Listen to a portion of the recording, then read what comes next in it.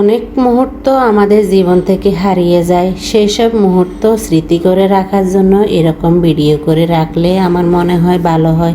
আসসালামু আলাইকুম, কেমন আছেন সবাই? সব সময় তো এদিক ওদিক যাই, কিন্তু জামা পরে যাই। আজকে শাড়ি বের করে নিলাম যে একটা শাড়ি পরে বের হবো আজকে। সকাল সকাল সব কাজ শেষ করে বাচ্চাদের খাইয়ে স্কুলে পাঠিয়ে দিয়ে এখন অবসর বসে আছে বাসায়। তাই হাজবেন্ড বলল চলো আমরা ঘুরে আসি এক জায়গা থেকে। তাই তাড়াতাড়ি রেডি হয়ে নিলাম, কিছুটা বাসে করে কিছুটা সিএনজি করে। তারপরে আমরা চলে আসলাম ড্রিম পার্কে। এই যে কিছুদিন আগে নোয়াখালী আর কুমিল্লা মিলে এত আন্দোলন হয়েছে, নোয়াখালী বিভাগ চাই কুমিল্লা বিভাগ চাই, এ নিয়ে কম তো ঝামেলা হয়নি দেশে, ছোট বড় সবাই জানি আমরা। তারা শুধু বারবারে একটা কথাই বলেছে নোয়াখালী কিছুই না। এই যে ভিতরে ভিতরে আমি তো অনেক জায়গায় গেছিলাম, অনেক সুন্দর সুন্দর পার্ক আছে দেখেন। আমার কথা হলো একটাই, যেহেতু নোয়াখালী কিছু নাই সেই জন্যই বিভাগটা হয়তো চাইছে কিছু হওয়ার জন্য। যাই হোক, এইসব রাজনৈতিক বিষয় এসব না আলাপ করাই আমাদের জন্য অনেক ভালো।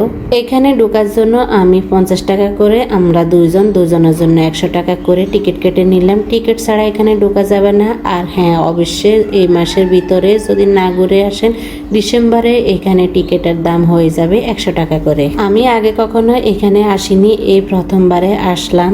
যারা ব্লগিং করে, ভিডিও করে, টিকটক করে, তারা এখানে আসি ভিডিও করে। অনেক সুন্দর জায়গাটা, আমার কাছে খুবই ভালো লাগছে। আপনারা যারা নোয়াখালীতে আছেন তারা ঘোরার জন্য এই জায়গাতে আসতে পারেন। পিকনিক করার জন্য আসা যায়, এখানে বাচ্চাদের ঘোরার জন্য আসা যায়। অনেক খেলনা আছে বাচ্চাদের, এই যে সুন্দর সুন্দর প্লেনে উঠা যায়, ট্রলারে উঠা যায়, আরো অনেক সুন্দর দোলনা আছে, ফ্রি দোলনাও আছে। এখানে সব রকমের খেলনা আছে। জায়গাটাও বিশাল বড়। এই যে আমি একটা সিঁড়ি দিয়ে উঠতেছি, এই জায়গাটা অনেক উঁচু, টিলার মতন, ছোট একটা পাহাড়ের মতন। এখানে কফি শপ আছে, ফুচকা চটপটি দোকান আছে।